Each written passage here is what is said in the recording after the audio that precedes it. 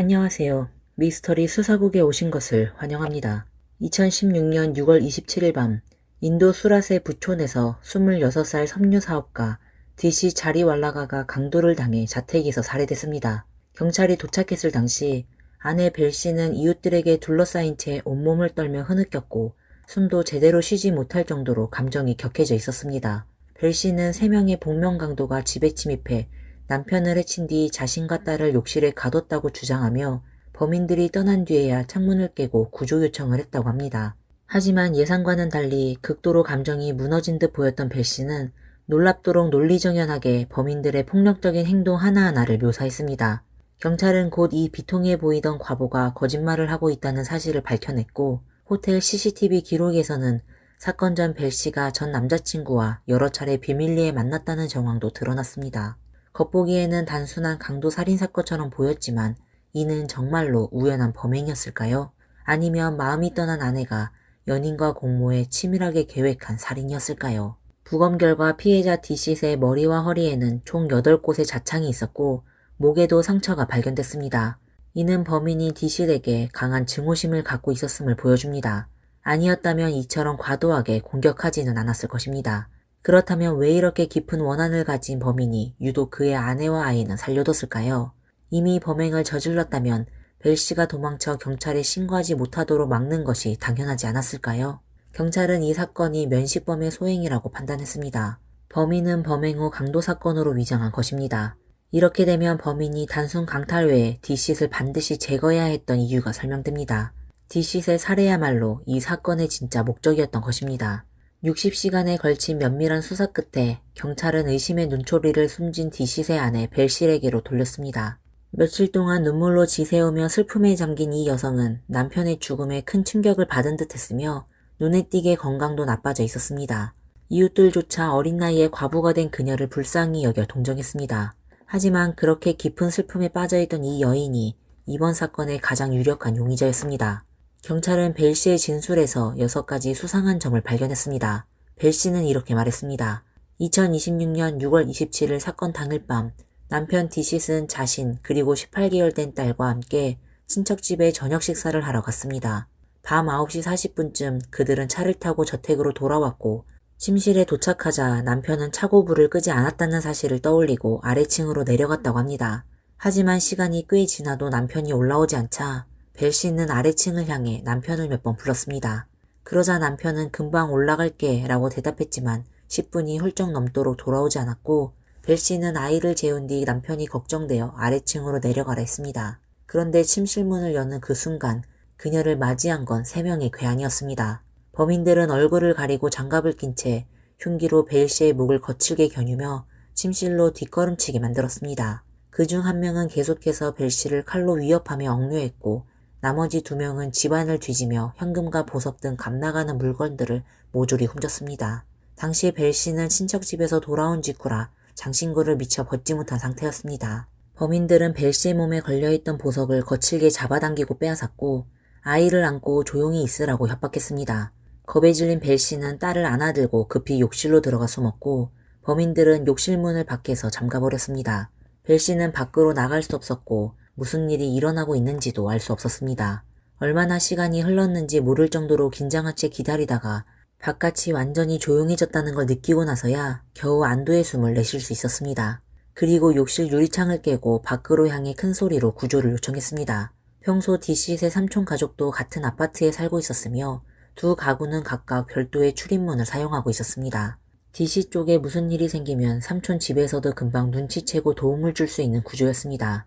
그러나 공교롭게도 사건 당일 삼촌 가족은 외출 중이었고 벨 씨가 아무리 외쳐도 아무도 도와줄 수 없었습니다. 다행히 시간이 흐른 뒤 잠들어 있던 이웃 중 1명이 소란에 깨어났고 급히 침대에서 일어나 벨 씨의 집으로 달려왔습니다. 이때 벨 씨의 집 대문은 활짝 열려 있었고 남편 D씨는 피 웅덩이에 쓰러져 있었으며 집안은 엉망진창이었고 온갖 물건이 부서져 있었습니다. 이웃들은 서둘러 벨 씨를 구조한 뒤 경찰에 신고했습니다. 벨 씨의 진술에서 첫 번째 의심점은 차고 불빛입니다. 차고 조명의 스위치는 침실과 거실 양쪽 모두에 설치되어 있어 D씨 굳이 직접 아래층까지 내려갈 필요가 없었습니다. 두 번째 의심점은 범인의 수입니다. 벨 씨는 범인이 3명이었다고 했지만 실제로는 2명뿐이었습니다.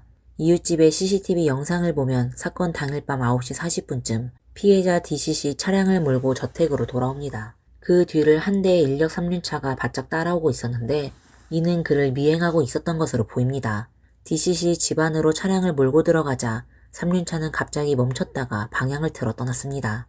그러나 잠시 후 3륜차는 다시 화면에 등장했고 2명의 남성이 차에서 내려 DC의 집 방향으로 걸어갔습니다. 한 명은 가방을 들고 있었고 다른 한 명은 맨손이었습니다. 두 사람은 후드티를 입고 있었으며 어두운 조명 때문에 신원은 식별되지 않았습니다.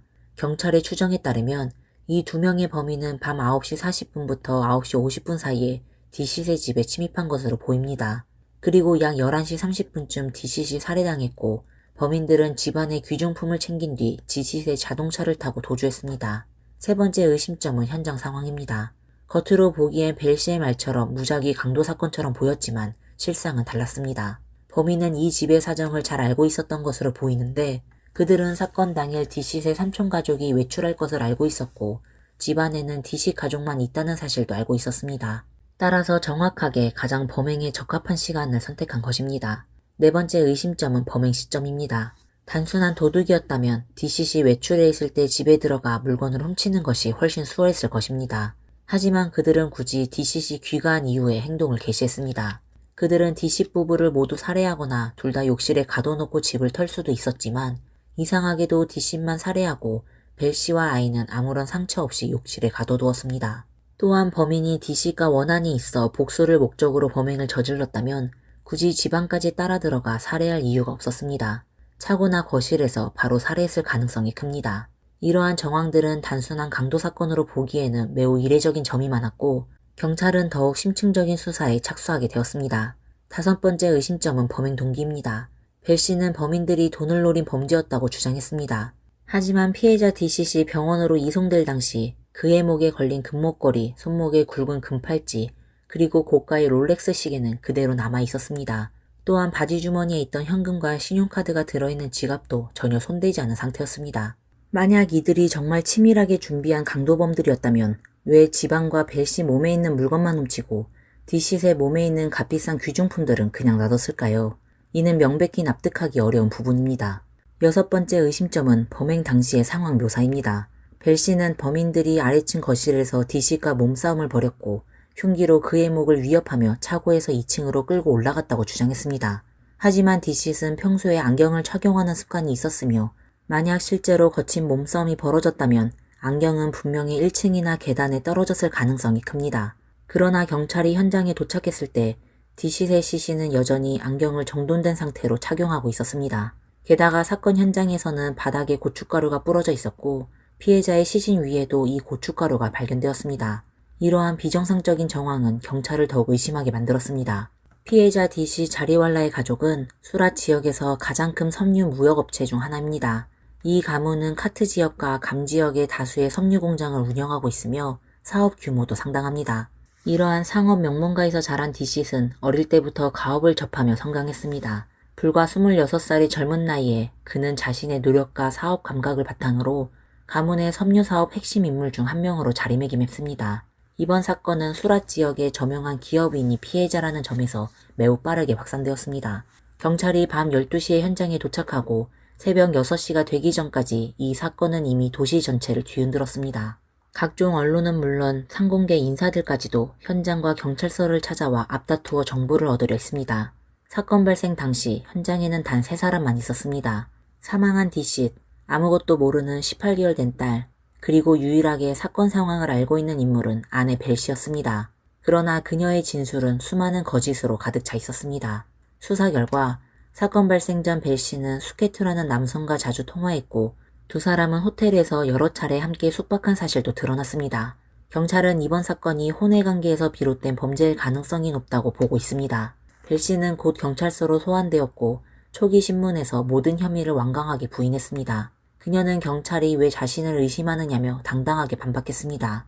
자신은 DC과 결혼한 지 3년이 되었고 귀여운 1살 딸을 키우고 있으며 그동안 부부싸움 한 번 한 적도 없었고 시부모와의 관계도 매우 원만하다고 말했습니다. 그렇게 행복한 결혼 생활을 하고 있는 자신이 도대체 왜 남편을 해쳐야 하냐며 동기를 전혀 찾을 수 없다고 주장했습니다. 하지만 경찰의 고강도 신문이 이어지자 벨 씨는 결국 심리적 방어선이 무너졌고 마침내 범행 사실을 자백했습니다. 남편 디싯을 살해한 건 바로 자신이 계획한 일이었다는 것입니다. 벨 씨의 진술에 따르면 사건 당일 밤 집으로 돌아온 후 그녀는 아이를 디싯에게 안겨주며 문 좀 닫고 올게 라고 말한 뒤 자리를 떴습니다. 디싯은 딸을 안고 침실로 들어가 재우기 시작했고 벨 씨는 현관문을 잠그지 않은 채 바깥에서 대기 중이던 2명의 범인에게 신호를 보냈습니다. 밤 9시 48분경 장갑과 마스크를 착용한 2명의 괴한이 열린 문을 통해 집 안으로 들어왔고 곧바로 침실로 돌진해 디싯을 공격했습니다. 디싯은 반응할 틈도 없이 그대로 살해당했습니다. 범행 직후 벨 씨는 몸에 착용하고 있던 모든 장신구를 벗어 범인들에게 건넸고 더욱 그럴듯하게 위장하기 위해 금고의 비밀번호와 5만 5천 루피, 하나에 약 88만 원 상당의 현금도 넘겨주었습니다. 뿐만 아니라 집안의 물건들도 마구 어질러 범행 현장을 강도 사건처럼 보이도록 연출했습니다. 첫 범행이었기 때문에 벨 씨와 2명의 범인은 매우 긴장한 상태였고 피해자 디싯의 몸에 있던 귀중품은 아예 챙기지도 못했습니다. 마지막으로 벨 씨는 남편의 차량 열쇠를 범인들에게 건네주었고 딸을 품에 안고 욕실로 들어갔습니다. 그러자 2명의 범인은 밖에서 욕실 문을 잠근 뒤 디싯의 차를 타고 달아났습니다. 밤 11시 30분경 벨 씨는 2 범인이 충분히 멀리 도망갔다고 판단하고 나서야 겁먹은 척 욕실 창문을 깨고 이웃에게 구조를 요청했습니다. 이후 경찰은 디싯의 차량을 수색 끝에 찾아냈고 2명의 범인도 차례로 검거했습니다. 그중 주범은 다름 아닌 벨 씨의 전 남자친구 수케투 모디였고 공범은 그의 운전사 디렌드라 초안이었습니다. 그렇다면 이 3사람은 어떤 관계이며 왜 함께 범죄를 저지른 것일까요? 이 이야기는 벨 씨의 과거로 거슬러 올라갑니다. 디싯과 결혼하기 전 벨 씨는 주범 수케트와 깊은 사랑에 빠졌습니다. 하지만 결혼을 논하기도 전에 2 사람은 충격적인 사실을 알게 되었는데 바로 그들이 먼 친척관계, 즉 사촌간이었던 점이었습니다.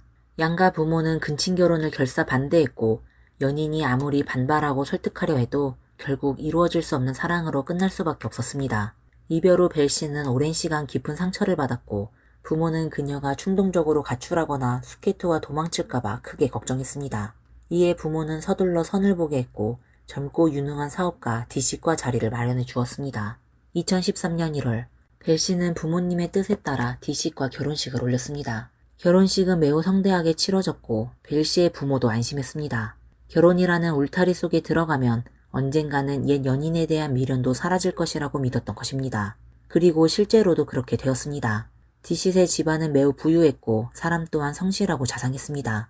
디싯은 벨 씨에게 늘 다정했고 비록 2 사람의 결혼은 중매였지만 서로를 이해하고 배려하며 점차 가까워졌습니다. 벨 씨 역시 수케트를 점차 잊어갔고 디싯과 함께하는 가정생활에 충실하며 집안을 정갈히 꾸몄습니다. 2014년에는 사랑스러운 딸도 태어났고 세 식구는 다정하고 화목한 가정을 이루며 갈등 한 번 없이 살아왔습니다. 그러나 예상치 못한 일이 일어났습니다. 2016년 새해가 밝은 직후 가족 모임에서 벨 씨는 수케트와 재회했습니다. 사라졌던 감정은 순간 다시 불이 붙었고 곧 걷잡을 수 없는 불꽃으로 타올랐습니다. 2 사람은 감정을 억누를 수 없었고 결국 서로의 품에 안겼습니다. 주목할 점은 벨 씨만 결혼한 것이 아니라 수케투 역시 이미 유부남이었다는 것입니다. 하지만 수케투는 아내와 사이가 좋지 않았고 잦은 다툼 끝에 아내는 친정으로 돌아가 버렸습니다. 이로 인해 수케투는 혼자 집에 머무르게 되었고 이는 벨 씨와 그에게 더없이 좋은 기회를 제공했습니다. 2 사람은 서로의 배우자를 잊고 몰래 여러 차례 만남을 이어갔습니다. 원래 2 사람이 그렇게 사랑한다면 각자 이혼하고 다시 결혼하면 되는 일입니다. 하지만 벨 씨는 원하지 않았습니다. 그녀는 만약 불륜 사실이 드러나 이혼하게 되면 사회적으로 망신을 당하고 지금 가진 모든 재산까지 잃을 수 있다고 두려워했습니다. 그녀는 연인 수케투의 사랑도 남편 디싯의 막대한 재산도 모두 갖고 싶었습니다. 결국 이기적이고 악랄한 계획이 세워졌습니다. 바로 디싯을 제거하자는 것이었죠. 처음에는 돈을 주고 청부살인을 시도하려 했지만 범행을 맡은 사람이 믿을 수 없거나 잡힌 후 둘을 불면 큰일이기 때문에 계획을 변경했습니다.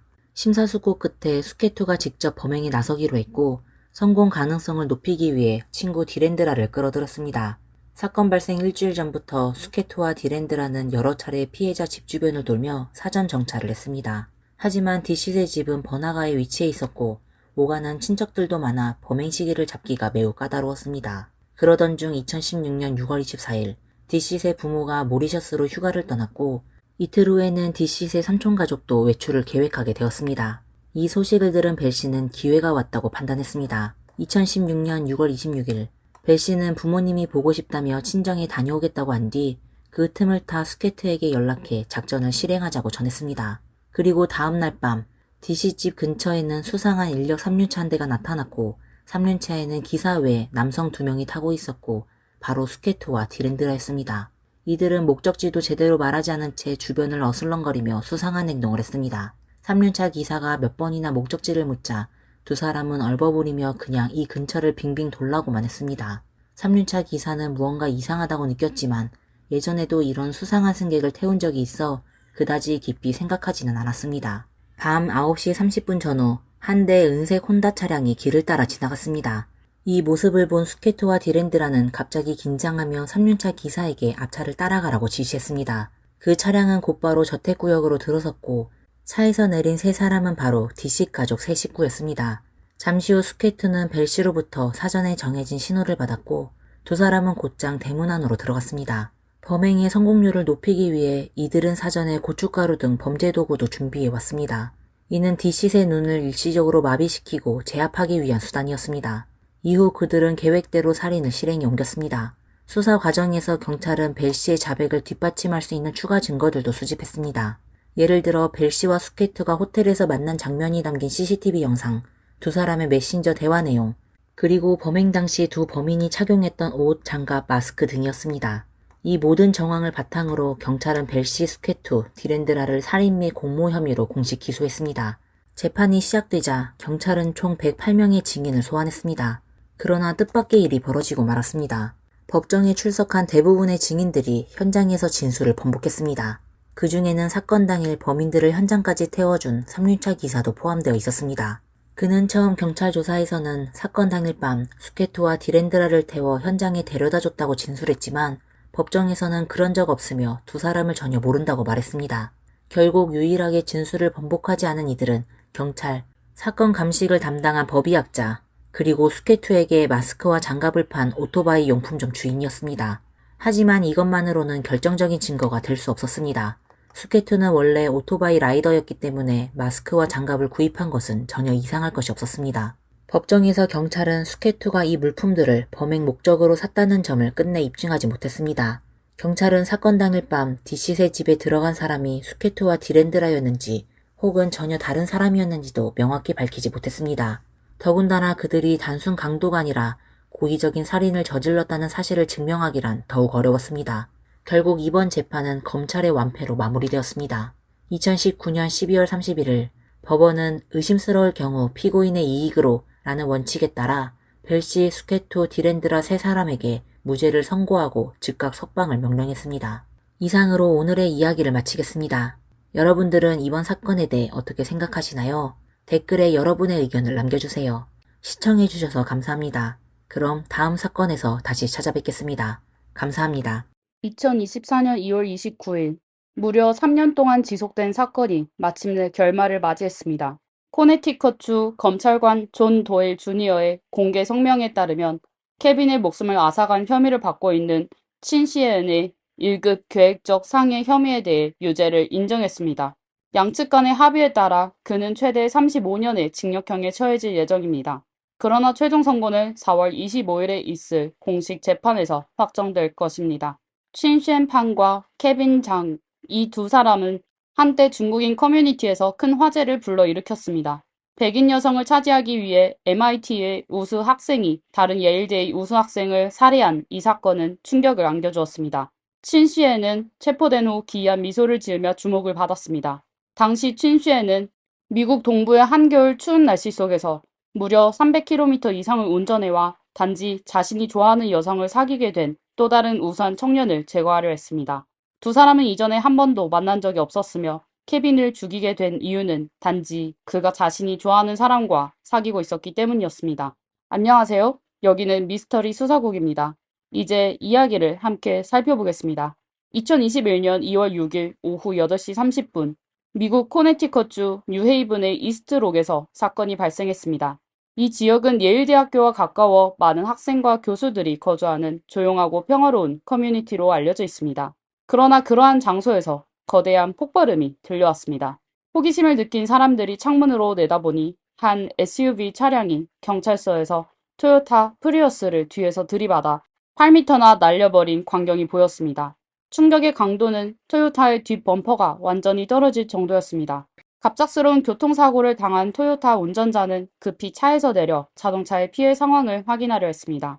하지만 SUV 운전자는 차 안에서 2번 연속으로 그의 얼굴을 향해 총을 발사했습니다. 그 후 운전자는 차에서 내려 땅에 쓰러져 경련을 일으키고 있는 남자를 확인한 후 몇 마디 말을 건넸습니다. 그리고 나서 그는 다시 일어서서 총을 다 쓸 때까지 5발을 연속으로 발사한 후 차에 돌아가 현장을 떠났습니다. 이 끔찍한 살인사건을 목격한 이웃들은 서둘러 경찰에 신고했습니다. 경찰과 구조대가 현장에 도착했을 때 총격을 당한 남자는 이미 심장박동과 호흡이 멈춘 상태였습니다. 피해자의 신분증에는 그가 케빈, 중국어 이름은 장카이원이며 예일대학교의 대학원생이었습니다. 사건이 발생했을 때 그의 25번째 생일까지는 채 10일도 남지 않은 상태였습니다. 이웃의 진술에 따르면 경찰은 처음에 이 사건을 교통사고로 인한 총격 사건으로 간주했습니다. 그러나 현장에 남겨진 타이어 자국을 조사한 결과 케빈의 차는 사건 발생 전까지는 안정된 저속주행 상태였고 가해자가 갑자기 뒤에서 가속하여 충돌한 것으로 드러났습니다. 게다가 충돌 전에 가해자는 이미 2블록이나 케빈을 뒤쫓고 있었으며 이는 명백히 계획된 범행이었음을 시사했습니다. 목격자는 또 다른 세부 사항을 제공했습니다. 범인이 빠르게 차를 몰고 도주할 때 번호판이 바람에 뒤집혀졌다고 했습니다. 그 과정에서 희미하게나마 아래에 또 다른 번호판이 있는 것을 목격했는데 이는 경찰의 추적을 피하기 위해 가짜 번호판을 사용했을 가능성이 있음을 시사합니다. 이처럼 치밀하게 계획된 범행에 더해 피해자가 총격을 당한 부위 대부분이 머리와 가슴에 집중된 점은 마치 처형 방식을 연상시킵니다. 경찰은 이 사건이 갱단의 보복과 관련이 있을 수 있다고 의심했습니다. 하지만 피해자 케빈은 평소에 건강한 생활을 했으며 어떠한 나쁜 습관도 없었습니다. 또한 그의 가족과 약혼녀에 따르면 그는 밝고 온화한 성격으로 사람들과 갈등을 일으킨 적이 없다고 했습니다. 케빈은 심지어 동료나 친구와도 다툰 적이 없었기 때문에 그를 해칠 이유가 있는 사람이 있을 가능성은 거의 없어 보였습니다. 사건이 발생한 당일 케빈은 약혼녀와 함께 호수에서 낚시를 하고 이후 장을 본 후 함께 저녁을 준비했습니다. 저녁 8시경 두 사람은 기독교 신앙을 가지고 있어 혼전 동거를 받아들이지 않았기 때문에 케빈은 여자친구와 포옹하며 작별 인사를 했습니다. 그것이 영원한 이별이 될 줄은 꿈에도 몰랐습니다. 그렇다면 혹시 갱단이 복수를 하려다 잘못된 사람을 공격한 것일까요? 경찰은 이 가능성도 낮다고 판단했습니다. 왜냐하면 범인이 2번째 총격을 가하기 전 분명히 케빈에게 말을 건넸고 신원을 확인한 후에야 계속해서 총을 쏘았기 때문입니다. 안타깝게도 그때 거리는 너무 멀어 아무도 그가 무슨 말을 했는지는 듣지 못했습니다. 공교롭게도 이 시기에 미국에서는 흑인이 아시아인을 대상으로 총격과 차량 탈취를 시도한 사건이 연달아 발생하고 있었습니다. 그래서 경찰은 최초로 용의자 공고를 발표할 때 차량의 모델과 색상뿐만 아니라 차량에 2명이 타고 있을 가능성과 총격을 가한 사람이 흑인일 것이라는 추측을 덧붙였습니다. 그러나 나중에 밝혀진 바에 따르면 이러한 추측은 전혀 쓸모없을 뿐만 아니라 경찰이 진범을 놓치게 만든 결정적인 이유가 되었습니다. 케빈이 희생된 지 불과 30분 후 인근 마을인 노스헤븐에서 경찰은 한 폐품 수거소에서 걸려온 전화를 받았습니다. 전화를 건 사람은 SUV 한 대가 철로에 끼어 있는 것을 목격했다고 전했습니다. 이곳은 매우 혼잡한 철도 노선이기 때문에 매우 위험한 상황이었습니다. 경찰이 현장에 도착했을 때 운전자는 아시아인 남성으로 확인되었습니다. 그는 검은색 패딩을 입고 회색 니트 모자를 쓰고 있었으며 차를 빼내려고 애쓰고 있었습니다. 경찰의 질문에 이 남성은 매우 침착하게 대응했습니다. 그는 자신이 매사추세츠로 돌아가는 중인데 차에 장착된 GPS가 갑자기 고장나면서 이 길로 들어오게 되었다고 설명했습니다. 그는 길을 완전히 잃었고 결국 바퀴가 철로에 끼이게 되었다고 말했습니다.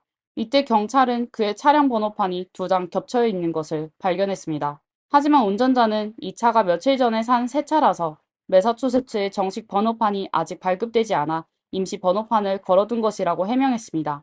이 경찰관은 남성을 전혀 의심하지 않았으며 그를 경찰서로 데려가 조사하지도 않았습니다. 오히려 그는 남성을 도와 견인차를 불러 SUV를 근처의 한 모텔로 이동시켰고 내일 떠나기 전 반드시 차량을 꼼꼼히 점검하라고 당부했습니다. 이렇게 친절한 경찰의 도움에 운전자는 거듭 사과하며 고개를 끄덕이고 반드시 그렇게 하겠다고 말했습니다. 하지만 다음날 아침 모텔 옆에 있는 한 식당 직원이 주차장에 있는 대형 쓰레기통에서 무거운 비닐봉지를 발견했습니다. 봉지를 열어보니 그 안에는 소형 총기 7개의 탄창, 그리고 여러 상자에 가득한 미개봉 탄약이 들어있었습니다. 놀란 직원은 급히 경찰에 신고했습니다. 신고를 받고 출동한 경찰관은 다름 아닌 전날 밤 그 경찰이었습니다. 그는 비닐봉지 안에 있는 한 물건을 보며 기시감을 느꼈습니다. 그것은 바로 어젯밤 그 운전자가 쓰고 있던 회색 니트 모자였습니다. 경찰은 즉시 옆에 있는 모텔로 가서 확인했습니다. 프론트 데스크 직원은 전날 밤에 분명히 아시아인 남성이 투숙했지만 체크아웃하는 모습을 보지 못했다고 말했습니다. 경찰관이 그 남성의 방을 수색했을 때 방 안의 물건들이 전혀 사용되지 않은 것을 발견했습니다. 이는 그가 단지 위장하기 위해 머문 것임을 시사했습니다. 그리고 SUV는 여전히 주차장에 있었습니다. 낮에 충분한 빛 아래에서 경찰은 차량 앞쪽에 명백한 충돌 자국이 있음을 확인했습니다. 게다가 차량의 앞좌석에는 붉은 자국이 약간 묻어 있었습니다. 경찰은 자국을 조사한 결과 이 SUV의 앞부분 손상과 캐빈 차량의 후방이 움푹 들어간 부분이 완벽하게 일치한다는 것을 알아냈습니다. 차량 내부의 붉은 자국 또한 캐빈의 것으로 밝혀졌습니다. 범인이 가까운 거리에서 그를 총격한 후 옷에 묻은 피가 차 안에 묻은 것으로 추정되었습니다. 번호판이 가려진 차량 정보를 바탕으로 경찰은 사건 발생지에서 300km 이상 떨어진 한 자동차 대리점을 찾아냈습니다. 그 결과 이 대리점이 이틀 전에 이미 이 SUV가 도난당했다고 보고한 상태였습니다. 대리점의 한 판매원에 따르면 한 아시아인 남성이 차를 사러 와서 여러 대의 차량을 살펴본 뒤 앞좌석과 뒷좌석을 평평하게 눕힐 수 있는 SUV를 선택했다고 했습니다. 그는 차량의 좌석을 눕혀 직접 누워보며 매우 만족스러워 했다고 했습니다. 이 행동은 판매원에게 약간의 의아함을 주었습니다. 왜냐하면 좌석을 평평하게 눕힐 수 있더라도 그 안에서 잠을 자는 것은 여전히 불편하기 때문입니다. 그래서 판매원은 그 남성에게 장거리 여행에 더 적합한 캠핑카를 추천하려고 했습니다. 그러나 그 남성은 굳이 이 SUV를 원한다고 말했습니다. 대신 정식으로 구매 계약을 체결하기 전 시승을 해보고 싶다고 요청했습니다. 그 판매원도 앞서 언급한 경찰처럼 이 남자가 옷차림이 단정하고 말투가 예의 바르며 고등 교육을 받은 사람이라고 생각하여 별다른 의심을 하지 않았습니다. 그래서 그는 남자에게 차 열쇠를 건네주었습니다. 하지만 남자는 차를 몰고 떠나더니 몇 시간 동안 기다려도 돌아오지 않았습니다. 대리점이 문을 닫을 때까지도 남자는 돌아오지 않았고 자신이 속았다는 것을 깨달은 판매원은 그제서야 차량 도난을 경찰에 신고하며 후회를 했습니다. 자동차 대리점과 모텔에서 제공한 등록 정보를 바탕으로 경찰은 범인이 MIT 박사과정에 재학 중인 29살 중국계 남성 친슈엔이라는 것을 최종적으로 확인했습니다. 경찰이 친슈엔의 사진을 들고 케빈의 가족과 친구들에게 신원 확인을 요청했을 때 케빈의 약혼 여인 지온 페리는 약간 불편한 표정을 지었습니다. 그녀는 예일대학교에서 생물물리학 박사과정을 시작하기 전 MIT에서 석사과정을 밟았다고 말했습니다. 페리는 학교에서 열린 행사에서 친시엔을 몇 번 본 적이 있으며 그의 강력한 요청에 따라 페이스북에서 친구를 맺었지만 소통을 한 적은 거의 없었습니다. 2020년 5월 31일 졸업식 당일 친슈엔은 페리에게 몇 번 메시지를 보내 그녀를 직접 만나 축하하고 싶다고 했지만 페리는 정중히 거절했습니다. 그 후 친슈엔은 직접 만나지 못하더라도 최소한 화상통화로 축하 인사를 나누자고 제안했지만 페리는 그가 시도한 몇 번의 줌 통화를 모두 거절했습니다. 그 이후로 두 사람은 더 이상 연락을 주고받지 않았습니다. 또한 페리에 따르면 친슈엔과 케빈은 서로 만난 적이 없었으며 친슈엔이 9개월 후 300km를 운전해와 케빈을 해칠 것이라고는 상상도 못했다고 했습니다. 친슈엔의 범행 동기를 설명할 수 있는 유일한 이유는 사건 발생 일주일 전 케빈이 여자친구에게 성공적으로 청혼을 했고 이것이 친슈엔에게 큰 자극이 되었을 가능성이 있습니다. 케빈이 올린 24초짜리 영상에 따르면 당시 그는 페리와 함께 공원에서 놀고 있었습니다. 아름다운 작은 폭포 근처에 다다랐을 때 케빈은 준비해둔 반지를 꺼내 무릎을 꿇고 여자친구에게 로맨틱한 청혼을 했습니다. 갑작스러운 놀라움에 감동한 그녀는 승낙하며 거의 말을 잇지 못했습니다. 영상은 두 사람이 달콤한 포옹을 나누는 모습으로 끝났습니다.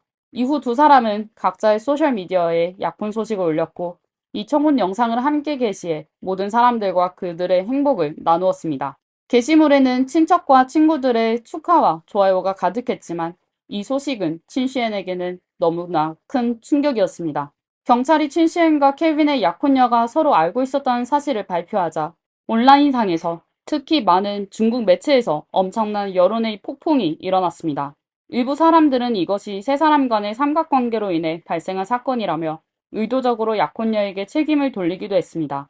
그녀가 고의로 두 남자를 동시에 유혹하여 두 명의 뛰어난 중국계 젊은이들 사이에 증오를 불러일으켰고 결국 살인사건으로 이어졌다고 주장하는 것입니다. 심지어 악의적인 사람들은 MIT 박사가 백인 여성을 위해 예일대학교 석사를 살해했다는 주제로 수천자에 달하는 이야기를 지어내어 많은 사람들의 관심을 끌기도 했습니다. 하지만 인터넷을 아무리 뒤져봐도 페리와 친슈엔이 함께 찍힌 유일한 사진은 2020년 3월에 학교에서 열린 모금 행사에서 촬영된 것입니다. 두 사람의 표정, 몸짓, 그리고 서로 간의 거리로 보아 그들은 단순한 동문 관계일 뿐 연인 관계로 보이지 않았습니다. 반면 케빈과 페리의 소셜미디어에는 그들의 다정한 커플 사진이 가득했습니다. 경찰 보고서에도 친슈엔과 페리 사이에는 연애 관계나 육체적 관계가 전혀 없었으며 그들은 단순 동문일 뿐이라고 분명히 명시되어 있습니다. 그러나 페리는 친슈엔이 자신에게 관심을 가지고 있다는 것을 느낄 수 있었다고 했습니다. 하지만 친슈엔의 눈에는 냉미녀 같은 그녀가 되려 케빈을 좋아하다니 그는 단지 예일대학의 가난한 학생인데 말이죠. 페리의 말에 따르면 두 사람은 2020년 초 한 교회의 행사에서 처음 만났습니다. 그 당시 페리는 케빈의 밝은 미소에 매료되었고 그에게 먼저 커피를 마시자고 제안했습니다. 그 결과 두 사람은 신앙이 일치하고 가치관이 같으며 외모도 잘 어울리고 음악을 사랑하는 공통점까지 있어 완벽한 연인이 될 수 있음을 알게 되었습니다. 그 이후로 두 사람의 감정은 안정적으로 발전해 나갔고 페리와 케빈의 가족들도 매우 화목하게 지냈습니다. 2020년 8월 케빈의 텍사스에서 2개월 동안 주방위군 훈련을 받으러 떠났습니다. 훈련을 마치고 코네티컷으로 돌아왔을 때 그는 환영 인파 속에서 한눈에 어머니와 여자친구를 알아보았습니다. 원래는 MIT에서 박사과정을 계속할 수 있었던 여자친구 페리는 케빈과 더 가까이 있기 위해 예일대학교로 진학하기로 결정했습니다. 이로 인해 케빈은 그녀와 평생을 함께하겠다는 생각을 더욱 확고히 하게 되었습니다. 하지만 이 완벽한 연애는 친슈엔의 7발의 총격으로 인해 비극적으로 끝나버렸습니다. 페리는 결혼식을 기다리기는커녕 약혼자의 장례식을 먼저 맞이하게 되었습니다. 2021년 2월 14일 발렌타인데이는 케빈의 25번째 생일이기도 했지만 그날은 그가 묻히는 날이기도 했습니다. 장례식에서 페리는 눈물을 흘리며 당신이 천국에서 모든 것이 잘 되기를 바라요. 언젠가 우리가 다시 만날 때까지 잘 지내요. 라고 말했습니다. 아들을 잃은 케빈의 부모님은 실신할 정도로 슬픔에 잠겼습니다. 첫 세대 이민자인 그들은 미국에서 20년 넘게 힘겹게 살아오며 아들에게 더 나은 삶을 제공하려고 노력했습니다.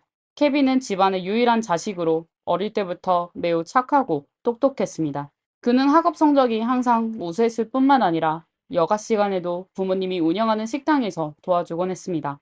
많은 단골 손님들은 그가 자라는 모습을 지켜봐온 이들이었습니다. 케빈의 중학교 선생님도 장례식에서 케빈에 대한 추억을 떠올렸습니다. 케빈은 어렸을 때 학교가 끝나자마자 전화 판매 일을 하러 가곤 했으며 주말에는 낚시를 즐겨 했습니다. 잡은 물고기를 집으로 가져와 어머니께 저녁 식사를 준비해드리곤 했죠. 또한 가정에 부담을 덜기 위해 고등학교를 졸업한 후 곧바로 군에 입대했습니다. 제대 후 대학 학비를 마련하기 위해서였습니다. 3년 후 케빈은 우수한 성적으로 예일대학교에 입학했고 대학의 모든 학비와 생활비를 전액 충당했습니다. 이후 환경과학대학원에 진학하여 석사학위를 추구했습니다. 그는 유튜브에서 자신의 채널을 운영하며 주로 피트니스 팁, 건강한 식단, 그리고 일상생활을 공유했습니다. 카메라 앞에서 그는 특유의 밝은 미소와 건강한 몸매를 자랑하는 것을 즐겼습니다. 반면 친슈에는 케빈보다 4살밖에 많지 않았지만 훨씬 더 나이가 들어 보였습니다. 그의 눈빛은 우울했고 말수도 적었으며 학교에서도 친구가 많지 않았습니다. 두 사람을 비교하면 대부분의 사람들이 케빈과 친구가 되고 싶어 할 것입니다. 하지만 모두가 케빈이 친슈엔보다 낫다고 생각하는 것은 아닙니다. 오히려 친시엔이 이 세상에서 가장 훌륭한 남자라고 생각하며 그를 무시하는 여자는 잘못된 선택을 하는 것이라고 여기는 사람들이 있었습니다. 그들은 바로 친시엔 판의 부모였습니다. 사실 경찰이 도난당한 SUV 정보를 추적한 후 매사추세츠에 사는 판 가족에게 바로 연락을 취했습니다. 하지만 판의 어머니는 전화에서 매우 냉담하게 자신도 친시엔과 연락이 닿지 않으며 그의 휴대전화가 꺼져 있다고 대답했습니다. 이후 그녀는 경찰의 모든 전화에 응답하지 않았고 집에는 아무도 없었습니다. 경찰은 친슈엔이 자수할 가능성이 없다고 판단하여 전국에 지명 수배령을 내렸습니다. 그의 얼굴은 인터넷과 TV 속에서 계속해서 방송되었고 고속도로변의 대형 광고판에도 그의 사진이 게재되었습니다. 그 결과 5일 후 멀리 떨어진 조지아주에서 친슈엔으로 보이는 사람이 목격되었습니다. 그는 검은색 배낭을 메고 있었고 계속해서 뒤를 돌아보며 매우 수상한 행동을 하고 있었습니다. 그는 주유소 편의점에서 몇 가지 물건을 산 후 도로에 세워진 차량에 탑승했습니다. 차량을 운전한 사람은 중년의 아시아인 부부였습니다. 목격자와 CCTV 영상을 통해 경찰은 이들이 친슈엔과 그의 부모임을 확인했습니다. 이 가족은 함께 도주 중이었던 것입니다. 이에 경찰은 수사 범위를 친슈엔의 부모까지로 확대하고 그들의 통신 기록, 차량 번호판 정보, 은행 거래 내역을 추적했습니다. 조사 결과 친슈엔이 범행을 저지른 다음 날 그의 부부는 그와 함께 남쪽으로 7개의 줄을 가로질러 자동차로 이동하며 여러 ATM에서 대량의 현금을 인출한 것으로 드러났습니다. 그러나 그들이 호텔에 머문 기록은 전혀 없었고 이는 아마도 그들이 발각되는 것을 두려워하여 일상생활을 모두 도로에서 해결했기 때문일 것입니다. 그렇게 판 가족은 3주 동안 도피 생활을 했고 결국 경찰은 여러 감시 수단을 통해 고속도로에서 판 가족의 차량을 멈춰 세웠습니다. 그러나 차 안에는 친슈엔의 부모만 있었고 친슈엔은 없었습니다. 판 아버지의 진술에 따르면 사건이 발생한 당일 밤 그는 아들 친슈엔에게서 전화를 받았고 큰 문제가 생겨 부모의 도움이 필요하다는 말을 들었습니다.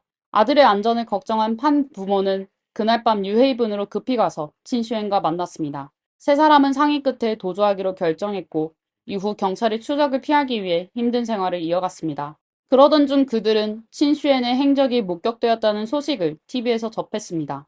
자신의 위치가 발각된 것을 알게 된 후에도 그들은 자수하지 않고 판 부모가 계속해서 남쪽으로 차를 몰고 가도록 했습니다. 그리고 친슈엔은 모든 현금과 아버지의 중국 여권을 가지고 다른 곳으로 떠났습니다. 판 부모는 체포된 후 그들이 헤어진 구체적인 장소와 시간을 밝히기를 거부하여 경찰이 더 이상의 수사를 진행할 수 없게 만들었습니다. 경찰은 친슈엔이 아버지의 여권을 가지고 있다는 사실에 불안감을 느꼈습니다. 혹시 그는 아버지의 신분을 가장해 중국으로 도망가려는 것일까요? 게다가 그가 마지막으로 목격된 장소는 미국 국경에서 약 300km 밖에 떨어지지 않았기 때문에 멕시코로 도피할 가능성도 배제할 수 없었습니다. 이에 2021년 4월 8일 사건 발생 약 2달 후 FBI는 친슈엔에 대해 국제적 수배령을 내렸습니다. 하지만 실제로 이때 친슈엔은 이미 차이 헨리라는 가명을 사용하여 엘라베마주에 숨어 있었습니다. 나중에 더 보스턴 글로브의 인터뷰 보도에 따르면 그는 몽고메리에서 현금으로 한 아파트를 임대했으며 바로 옆집이 집주인의 집이었습니다. 집주인은 그가 매우 조용하고 예의 바른 사람이라고 회상했습니다. 그는 또한 집안의 아이들에게 컴퓨터 문제를 해결해주는 등 매우 친절한 모습을 보였습니다. 감사의 표시로 집주인은 그가 마당에서 자라는 채소를 마음껏 사용하고 신선한 달걀을 주어 요리할 수 있게 허락했습니다. 엘라베마에서의 이 기간 동안 친슈에는 많은 사람들이 꿈꾸는 전원 생활을 즐기며 지냈습니다. 그러나 이러한 평화로운 시간은 오래가지 않았습니다. 2021년 5월 13일 몽고메리 경찰서가 미국 해안 경비대의 협조로 97일간 도피하던 친슈엔을 체포했다고 발표했습니다. 경찰은 친슈엔의 위치를 어떻게 파악했는지는 밝히지 않았으며 체포 과정이 매우 순조롭게 진행되었고 양측 간의 물리적 충돌은 없었다고 강조했습니다. 친슈엔은 수갑이 채워진 후 놀란 집주인에게 미소를 지으며 폐를 끼쳐 죄송합니다 라고 말했습니다. 그의 기이한 미소는 그가 수감복을 입고 경찰이 사진을 찍을 때도 나타났습니다. 이로 인해 사람들을 불편하게 만드는 사진이 나오게 되었습니다. 그러나 친슈엔의 기이한 미소만큼이나 그의 범행 동기도 사람들에게 이해하기 힘든 부분이었습니다. 단지 자신이 좋아하는 여자가 다른 남자와 약혼했다는 이유로 라이벌을 살해하러 간다는 행동은 정말로 이해하기 어려운 일이었습니다. 아마도 친슈엔은 자신이 이렇게 뛰어난데 왜 페리가 자신을 선택하지 않았는지에 대해 스스로도 혼란스러웠을 것입니다. 사실 학업 성취도만 놓고 보면 그는 매우 우수한 학생이었습니다. 신슈엔의 페이스북 정보에 따르면 그는 중국 상하이 출신으로 부모님은 어릴 때부터 그에게 엘리트 교육을 시켰습니다. 유치원 때부터 그는 이중 언어를 사용하는 사립학교에 다녔고 15살에 미국 메릴랜드주의 워튼 하이스쿨에 입학했습니다. 이 학교는 현지에서 4위에 위치하며 부유한 중산층 지역에 위치한 명문 학교로 알려져 있습니다. 신슈엔의 고등학교 성적은 매우 우수했고 특히 이과 과목에서 동급생들을 앞서 나갔습니다. 모든 과목에서 A를 받았으며 학교 웹사이트에 따르면 그는 미국을 대표하여 국제수학 올림피아드에 참가해 은메달을 획득한 적도 있습니다. 이러한 영재는 학교 설립 40년 만에 처음 있는 일이었습니다. 이론적으로 미국을 대표해 이러한 국제대회에 참가하려면 미국 시민권을 소지하고 있어야 합니다. 당시 친슈에는 아직 18살이 되지 않은 중국 유학생이었으며 불과 2년여 만에 미국 시민권을 취득했습니다. 이러한 속도는 매우 놀라운 일이죠. 그래서 오래전부터 친슈엔과 그의 어머니가 이미 미국 시민권을 취득했을 것이라는 소문이 있었습니다. 심지어 그는 미국에서 태어나 상하이에서 학교를 다녔을 가능성도 있습니다. 즉, 그는 살해된 케빈과 마찬가지로 미국 국적을 가진 중국계 미국인이었을 것입니다. 물론 친슈에는 정말로 뛰어난 수재였습니다. 그는 고등학교 졸업 후 MIT에 입학하여 박사과정까지 순조롭게 이수했습니다. 그는 학교에서 상을 수상하고 최상위 컴퓨터과학 및 인공지능 연구실에 들어갈 기회를 얻었습니다. 박사과정 중 그의 논문은 이미 80회 이상 인용되었으며 어릴 때부터 피아노를 연습해온 그는 MIT에 입학할 때 정규 행사에서 피아노 독주를 선보였고 학교 신문에서는 그를 뛰어난 피아니스트로 소개했습니다. 앞서 언급했듯이 피해자 케빈도 음악을 사랑했으며 종종 자신의 유튜브 채널에 피아노 연주 영상을 업로드했습니다. 그러나 그의 연주 실력은 친슈엔에 비해 훨씬 떨어졌고 주로 난이도가 낮은 대중음악을 연주했습니다. 하지만 그의 음악은 진솔하고 편안했으며 그의 성격처럼 생기가 넘쳤습니다. 그러나 케빈의 이러한 장점들은 친슈엔의 질투심 속에서 죄악으로 여겨졌습니다. 자신은 MIT 박사과정 학생이고 부유한 집안의 아들입니다. 대학을 졸업하기도 전에 부모님이 보스턴 북부에 80만 달러, 약 11억 원 상당의 집을 사주었습니다. 심지어 피아노 실력조차 케빈보다 훨씬 뛰어납니다. 그런데 왜 페리는 자신이 아닌 케빈을 좋아했을까요? 단지 그가 복근이 있고 치아가 더 희다고 해서 그런 것일까요? 이것은 도저히 이해할 수 없는 불공평한 일이었습니다. 이러한 질문들은 신슈엔뿐만 아니라 그의 부모인 판씨 부부도 이해할 수 없었습니다. 신슈엔이 체포된 지 2달이 넘은 후 경찰은 그의 부모인 판씨 부부도 조사하겠다고 발표하며 그들을 아들의 도주를 돕고 사법을 방해한 혐의로 기소할 예정이라고 밝혔습니다. 부모의 지나친 자식 두둔 때문에 검찰은 친슈엔이 해외로 도주할 가능성이 있다고 판단했습니다. 그래서 법원에 5천만 달러, 약 680억 원에 달하는 엄청난 보석금을 책정할 것을 권고했습니다. 나중에 법원이 보석금을 2천만 달러, 약 270억 원으로 낮추긴 했지만 이는 여전히 코네티컷 역사상 가장 높은 보석금 기록이 되었습니다. 보석금이 이렇게 높게 책정된 이유는 친슈엔이 도주할 가능성이 높다는 법원의 판단뿐만 아니라 판 가문이 매우 부유하다고 여겨졌기 때문입니다. 미국 금융범죄조사관이 제공한 보고서에 따르면 판씨 부부는 2014년부터 2020년까지 매년 중국에서 거액의 자금을 그들의 계좌로 송금받았으며 예금액은 이미 수백만 달러에 이르렀습니다. 그들은 아들에게 현금으로 집을 사주었고 매사추세츠주에 2채의 호화저택을 소유하고 있었습니다. 심지어 아들이 도주 중일 때도 집을 사는 것을 잊지 않았습니다. 신슈엔이 체포될 당시 그의 방에서 2만 달러, 약 2,700만 원이 발견되었습니다. 이는 판 가문이 보기에는 별로 큰 돈도 아니었습니다. 하지만 이것은 역으로 판씨 부부가 아들의 범행과 도주 계획을 사전에 알지 못했다는 것을 입증하는 증거가 될 수도 있습니다. 왜냐하면 이 돈은 그들이 도주하는 동안 ATM에서 인출한 현금의 최대치였기 때문입니다. 판 가문이 아무리 부유해도 2천만 달러의 보석금은 그들의 감당 한도를 넘는 금액이었습니다. 그래서 친슈에는 체포된 후 계속 구금된 채로 재판을 기다려야 했습니다. 당시 전 세계가 코로나19의 영향을 받고 있었기 때문에 사건 처리 지연이 심각했으며 재판은 3년 동안이나 연기되었습니다. 그동안 판씨 부부는 아들을 위해 여러 번 변호사를 교체했습니다. 변호 전략도 초기에는 경찰의 증거 수집 절차의 문제를 지적하는 방향에서 시작해 감정이 격해져 범행을 저질렀다는 주장으로 마지막에는 정신질환이 있다는 주장으로 변했습니다. 이로써 판씨 부부는 아들의 우수성을 강조하는데 더 이상 신경 쓰지 않게 된 것을 알 수 있습니다. 아들이 교도소에서 우등생으로 지내느니 차라리 자유로운 정신병자로 남는 편이 낫다고 생각하게 된 것입니다. 그 후 우리가 처음에 이야기한 것처럼 신씨에는 예정된 5월 재판 전에 유죄를 인정하기로 결정했습니다. 그가 왜 이런 결정을 내렸는지, 그리고 케빈을 해칠 때 그에게 무슨 말을 했는지는 아마도 영원히 미스터리로 남을 것입니다. 우등생이라는 칭호는 한때 동급생들의 부러움과 부모님의 자부심을 불러일으키던 것이었지만 이제는 약간은 부정적인 의미를 띠기 시작했습니다. 네티즌들은 성적이 좋다고 해서 인품이 좋은 것은 아니며 시험 성적은 학습 능력이 부족한 사람을 걸러낼 수는 있지만 인품이 부족한 사람을 걸러낼 수는 없다고 말했습니다. 지식 그 자체는 개인의 성격적 결함을 보완해주지 못한다는 것입니다.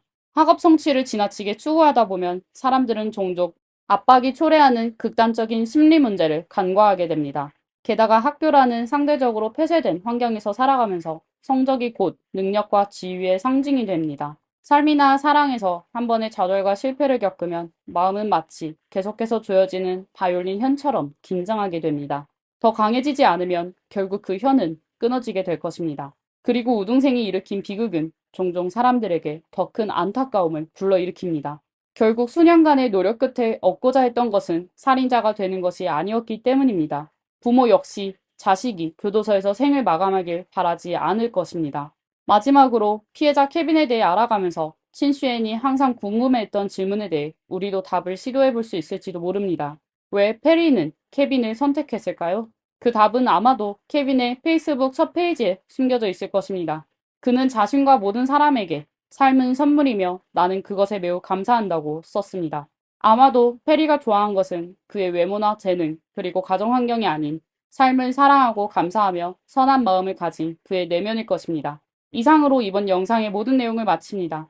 여러분은 친슈엔이 결국 어떤 판결을 받을 것이라고 생각하시나요? 그의 부모도 처벌을 받아야 한다고 생각하시나요? 댓글로 여러분의 의견을 남겨주세요. 영상을 좋아하신다면 좋아요와 구독을 잊지 마세요. 다음 영상에서 다시 뵙겠습니다. 린다 앤더슨이라는 이름의 이 싱글맘은 새 아이를 안전하게 키우기 위해 매일 2가지 일을 하며 새벽부터 밤늦게까지 일합니다.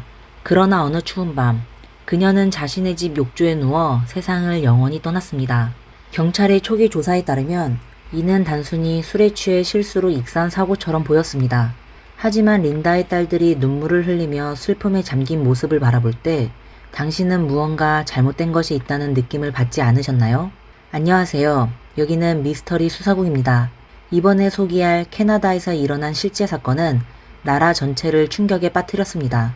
사건 뒤에 숨겨진 것은 인간의 탐욕, 왜곡, 그리고 냉담함입니다. 그럼 그 당시 무슨 일이 일어났는지 알아보기 위해 2003년으로 돌아가 그 무서운 베일을 벗겨내고 인간성의 가장 어두운 면을 직시해 봅시다. 미시소가는 온타리오 호수 서쪽에 위치한 캐나다 온타리오주의 도시로 온타리오주에서 3번째로 큰 도시입니다.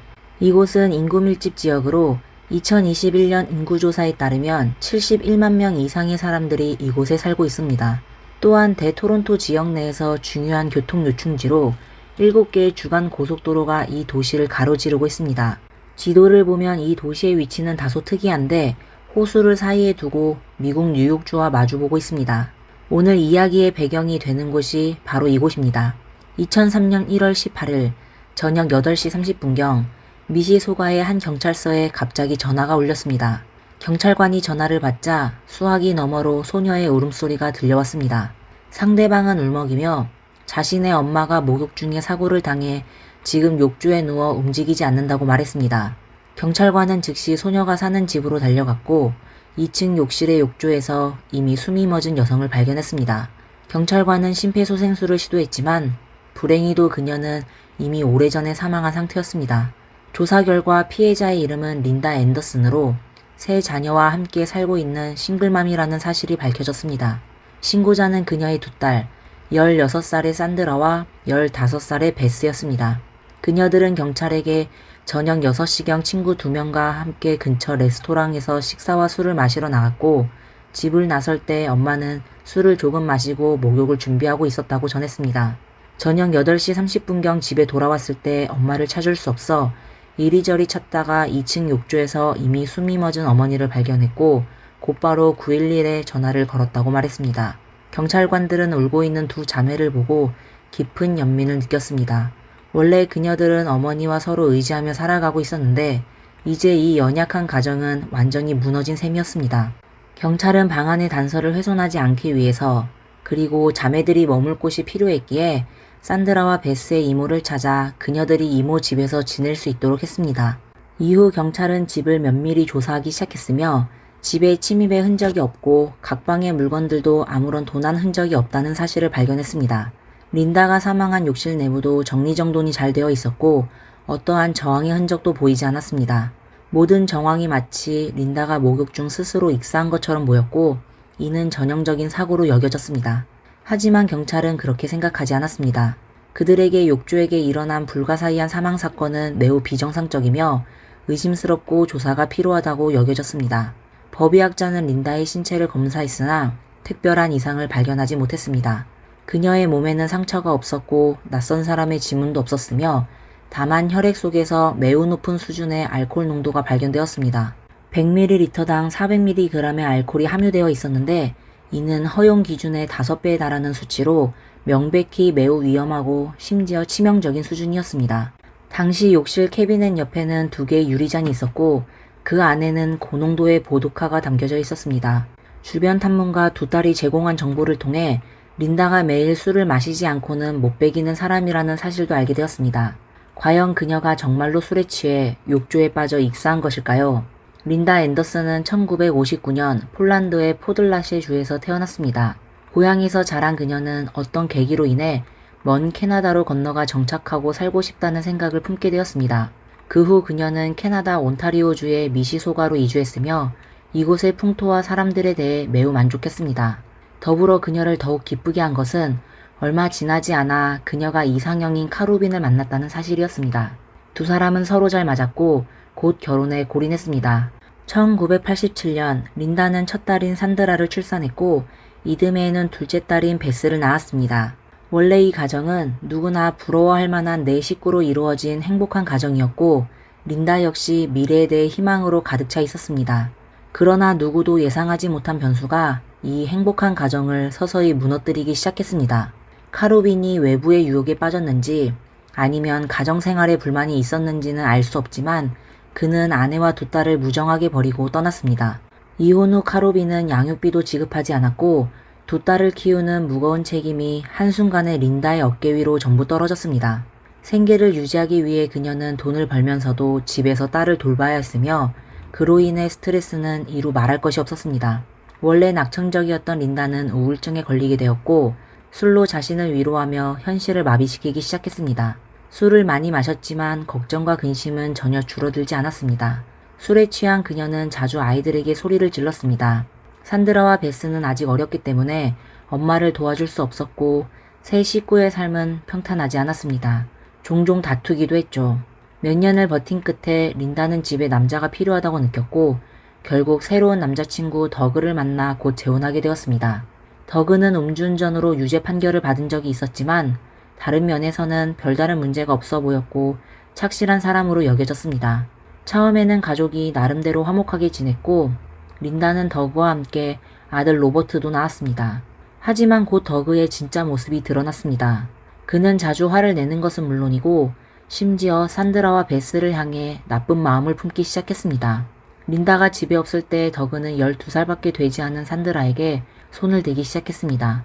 두 아이는 계부의 학대에 맞설 방법이 없었고 더그의 협박 때문에 어머니에게 말하지도 못하고 가까운 교회의 목사에게만 몰래 털어놓았습니다. 충격적인 것은 목사가 상황의 심각성을 느꼈음에도 불구하고 경찰에 신고하지 않고 산드라에게 계부에게 다시는 이런 짓을 하면 엄마에게 말하겠다 라고 경고하라고 했다는 것입니다. 당연히 이 방법은 효과가 없었고 자매는 계속해서 학대를 당했습니다. 2001년 더그의 가정폭력이 드러나면서 그는 다시 유죄 판결을 받고 집을 떠났습니다. 연이은 두 번의 실패한 결혼은 린다에게 큰 상처를 남겼고 그녀는 다시 새 아이를 혼자 돌봐야 하는 책임을 떠안게 되었습니다. 다행히도 산드라와 베스는 이미 컸기 때문에 집안일이나 동생을 돌보는 일은 그들에게 맡길 수 있었습니다. 하지만 린다는 네 식구의 생계를 유지하기 위해 여러 일을 해야 했고 그로 인한 스트레스는 매우 컸습니다. 고민이 점점 심해지면서 그녀의 알코올 의존증은 더욱 악화되었습니다. 거의 매일 집에 돌아오면 술을 마셨고 자주 자신을 취하게 만들었습니다. 수입의 대부분도 술을 사는 데 쓰였습니다. 이 상황은 주변 이웃과 린다의 친구들도 알고 있었습니다. 경찰이 몇몇 사람들을 탐문한 후 이미 상황을 파악하고 있었습니다. 린다가 사망했을 때 욕실 캐비넷 위에는 2잔의 보드카가 놓여 있었고 법의학자는 부검 보고서에 사망 원인을 익사로 결론지었습니다. 그녀의 체내에서 높은 농도의 알코올이 발견되었지만 그 외에는 별다른 이상이 없었습니다. 린다가 오랫동안 술에 의존해왔던 사실과 두 딸의 진술을 종합한 결과 경찰은 자신들이 처음에 과하게 의심했다고 판단했습니다. 이 사건은 결국 음주로 인한 익사사고로 결론이 나면서 사건이 마무리되었습니다. 린다는 생전에 자신을 위해 보험을 들어놓았기 때문에 그녀가 사망한 후 보험금은 세 자녀에게 균등하게 분배되었습니다. 산드라와 베스는 각각 13만 3천 달러, 약 1억 8천만 원을 받았고 3살의 로버트는 6만 7천 달러, 약 9,200만 원을 받았습니다. 사건 당시 산드라는 16살, 베스는 15살로 둘 다 아직 미성년자였기 때문에 그녀들의 이모가 자매의 후견인이 되었고 자매는 이모 집으로 이사했습니다. 이모는 두 자매의 불행한 상황에 매우 동정하며 그녀들을 각별히 돌보았고 로버트는 린다의 다른 친척들이 돌보게 되었습니다. 이 사건은 시간이 지나면서 사람들의 기억 속에서 점차 잊혀져 가고 있었지만 11개월 후 한 중요한 인물이 등장하면서 사건은 다시 주목받기 시작했고 캐나다 전역을 충격에 빠뜨렸습니다. 2003년 12월 산드라의 친구라고 자칭하는 찰리라는 젊은 남자가 경찰서에 찾아왔습니다. 그는 엄청난 비밀을 알게 되었다며 이전에 큰 논란이 되었던 린다의 익사 사건이 단순한 사고가 아니라 누군가의 음모였다고 주장했습니다. 그리고 그 음모를 꾸민 사람이 다름 아닌 린다의 두 딸 산드라와 베스라고 말했습니다. 이 소식은 경찰에게 큰 충격을 안겨주었고 만약 이 말이 사실이라면 모두가 두 소녀에게 속았다는 의미였습니다. 하지만 자세히 생각해보면 사건 당시 특별한 이상 징후가 발견되지 않았기 때문에 이 이야기가 사실일 가능성은 낮아 보였습니다. 그러나 찰리는 매우 구체적으로 설명했으며 이 정보가 산드라가 직접 말한 것이라고 주장했습니다. 심지어 범행의 세부 사항까지도 명확하게 알고 있었습니다. 경찰은 의심스러운 태도를 유지하면서도 이 이야기를 조사해보기로 결정했습니다. 그래서 찰리를 이용해 산드라 자매의 자백을 유도하는 잠입 수사를 계획했고 찰리도 경찰에 적극 협조할 의사를 밝혔습니다. 이후 경찰은 찰리에게 감시 장비가 설치된 차를 제공해 비밀리에 영상과 음성을 녹화할 수 있도록 했습니다. 그 후 한 달 동안 찰리는 자주 산드라와 베스를 불러내 함께 놀았습니다. 산드라와 베스는 원래 불법 약물을 사용하는 습관이 있었고 놀기 좋아했기 때문에 찰리의 초대를 항상 받아들였습니다. 찰리는 차 안에서 의도적으로 린다를 해칠 때의 과정과 세부 사항을 이야기하도록 유도했습니다.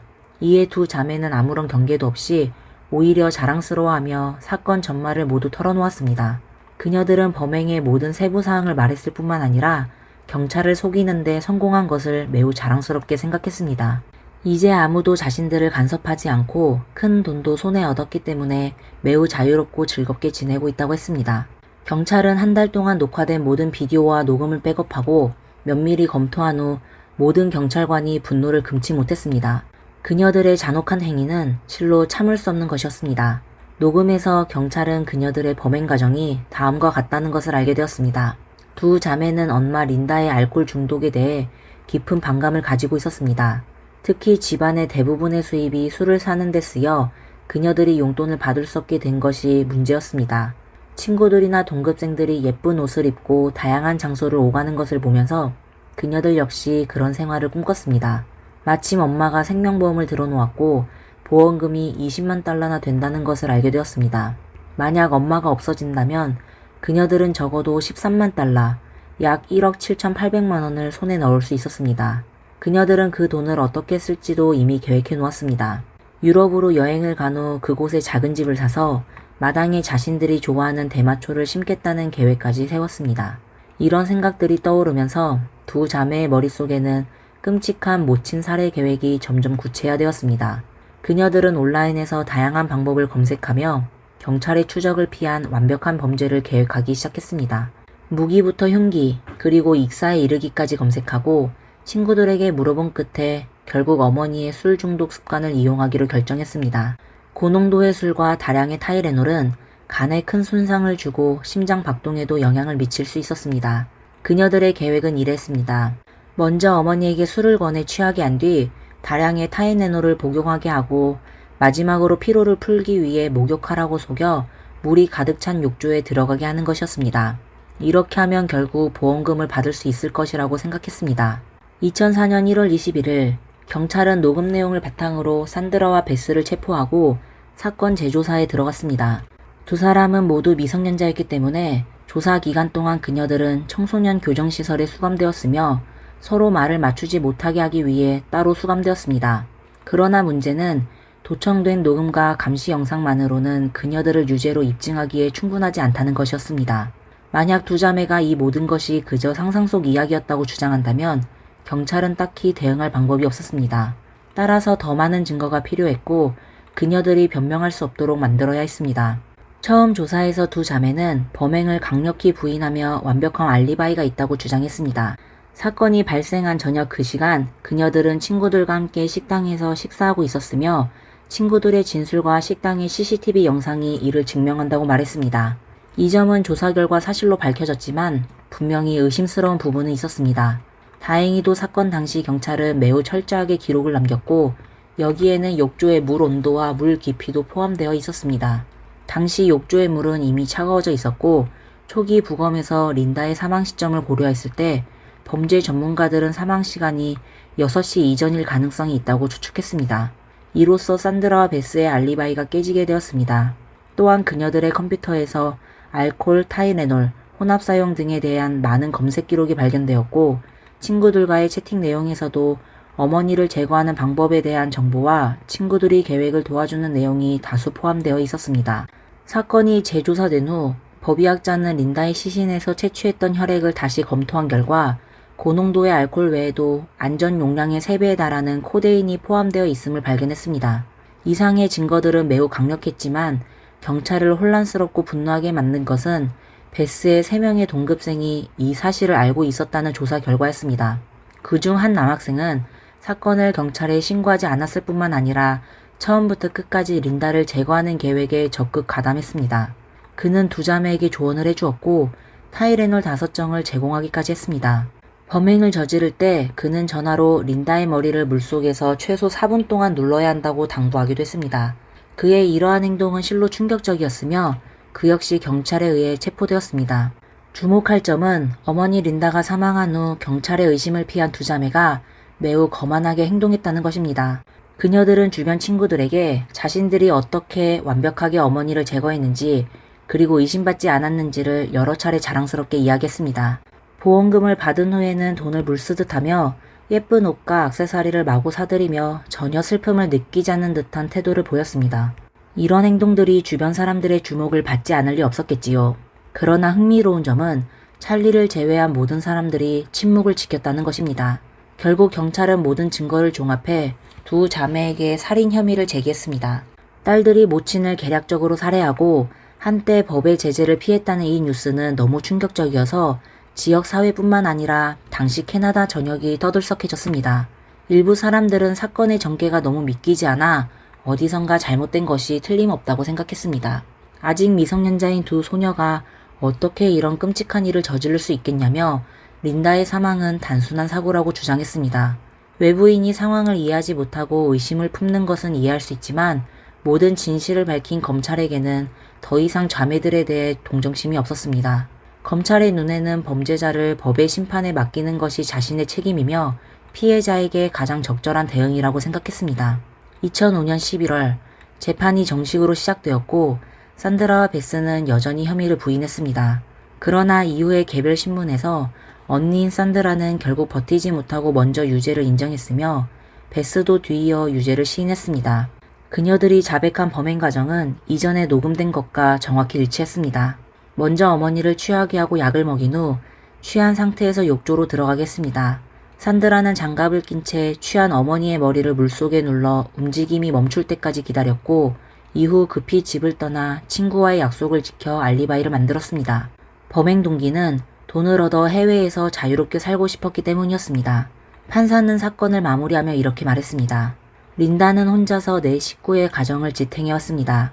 그녀는 매일 2가지를 하고 지친 몸으로 집에 돌아와서는 오직 술로 자신을 위로해야 했습니다. 린다는 자신이 힘들게 키운 딸들이 돈을 위해 자신에게 해를 끼치려 할 줄은 꿈에도 몰랐을 것입니다. 산드라와 베스는 오랜 계획 끝에 완벽한 범죄를 준비했고 거의 성공할 뻔했습니다. 다행히 진실이 드러나 그녀들에게 유죄를 입증할 확실한 증거가 있었습니다. 이는 제가 30년 동안 본 가장 강력한 증거들 중 하나입니다. 2006년 6월 반년이 넘는 재판 끝에 두 자매는 1급 살인죄로 유죄 판결을 받았으며 원래는 종신형에 처해야 했습니다. 그러나 사건 당시 두 사람이 모두 18살이 되지 않았다는 점을 고려하여 캐나다의 청소년 범죄법에 따라 그녀들은 청소년 범죄자로서 최대 10년의 형을 받을 수 있었습니다. 그러나 실제 형량은 더 적었고 그녀들은 6년 동안 감옥에서 복역한 후 나머지 4년 동안은 중간 거주시설에서 지내게 되었습니다. 이곳에서는 여전히 관리 감독을 받지만 감옥보다는 훨씬 자유로운 환경에서 생활할 수 있었습니다. 법원은 그녀들에게 지급된 보험금을 회수할 계획이었으나 두 자매는 돈을 받은 직후 곧바로 사치스러운 소비를 시작해 체포될 당시에는 48,487달러, 약 6,640만 원만 남아 있었습니다. 이 돈은 회수되어 린다의 막내 아들 로버트에게 전달되었습니다. 또한 두 자매에게 범행 조언을 해주고 타이레놀 5장을 제공한 남학생도 유죄 판결을 받아 8개월의 징역형을 선고받았습니다. 산드라는 유죄를 인정한 후 언론과의 인터뷰에서 12살 때부터 어머니의 남자친구 더그에게 학대를 당했으며 그 누구도 자신을 그 악몽에서 구해줄 수 없었다고 밝혔습니다. 자신과 동생은 극도의 고통 속에서 살아왔고 겨우 더그가 떠난 후에도 어머니는 매일 술을 마셨기 때문에 그녀들은 어떤 희망도 보지 못했고 그로 인해 원한이 서서히 자라 결국 증오에 눈이 멀게 되었다고 고백했습니다. 제가 저지른 죄에 대해 매우 미안하게 생각합니다. 일어난 모든 일에 대해 깊이 후회하고 있습니다. 저는 많은 상처를 겪었고 제가 저지른 일은 제가 지금까지 겪어온 것 중 가장 고통스러운 일이었습니다. 사건이 발생하고 재판이 진행될 당시 산드라와 베스는 모두 18살이 되지 않았기 때문에 그녀들의 이름과 신분은 캐나다 법에 의해 보호받았습니다. 따라서 이 사건에 관한 영상에서는 그녀들의 이름이 가명으로 처리되었으며 외부에서는 그녀들을 욕조 소녀라고 부릅니다. 현재 두 자매는 이미 자유의 몸이 되었고 신분이 비밀로 보호되었기 때문에 그녀들의 생활 상태는 외부에 잘 알려져 있지 않습니다. 그러나 공개된 정보에 따르면 산드라는 출소 후 학업을 계속하여 대학을 졸업했고 이후에는 싱글맘이 되었습니다. 그녀는 다시 한번 인터뷰에 응하며 이렇게 말했습니다. 저는 엄마가 아직 살아있기를 바랍니다. 엄마는 저의 가장 좋은 친구였습니다. 저는 제 인생을 엄마와 나누고 싶습니다. 제가 저지른 일에 대해 깊이 부끄러움을 느낍니다. 한편 베스는 이미 결혼해 아이를 낳았으며 법학을 전공하여 변호사가 되었습니다. 그녀가 변호사로서 적합한지에 대한 질문에 대해 그녀의 지도교수는 이렇게 말했습니다. 그녀는 독특한 시각과 통찰력을 가지고 있으며 이는 그녀가 매우 훌륭한 변호사가 되는데 도움이 될 것입니다. 또한 동료 변호사들 중 일부는 사건 당시 그녀들이 미성년자였기 때문에 사회가 그녀들에게 한 번 더 기회를 주어야 한다고 말했습니다. 물론 두 자매에 대한 판결은 법조계에서도 큰 논란을 불러일으켰습니다. 일부는 캐나다에서 미성년자가 범죄를 저질러도 최대 6년만 감옥에 갇힌 후 자유의 몸이 된다는 것은 지나치게 가벼운 처벌이라고 주장했습니다.